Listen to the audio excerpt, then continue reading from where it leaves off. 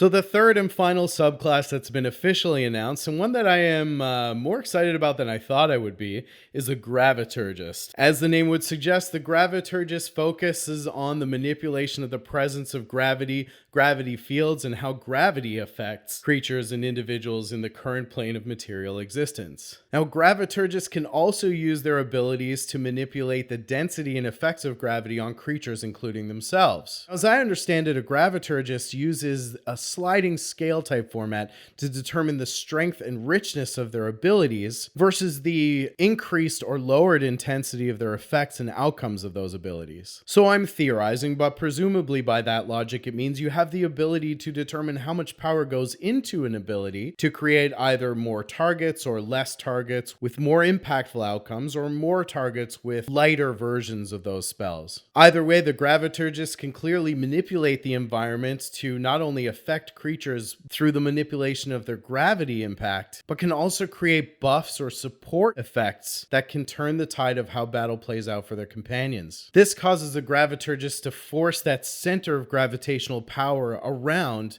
and emanating from themselves. But it sounds like there are some really cool effects in store for that, and a complete new imagination of how positional magic can work and how buffs and support options are available to new subclasses in the book. Now, all that said, what I don't really have anything concrete on is what subclass this might belong to. It could very easily make a nice bard subclass or a sorceress subclass, which so far hasn't been attended to, but there are a lot of classes that haven't been addressed yet in this purported wealth of options that'll be available to players. So only time will tell what class the Graviturgist actually belongs to. We'll have to wait and see.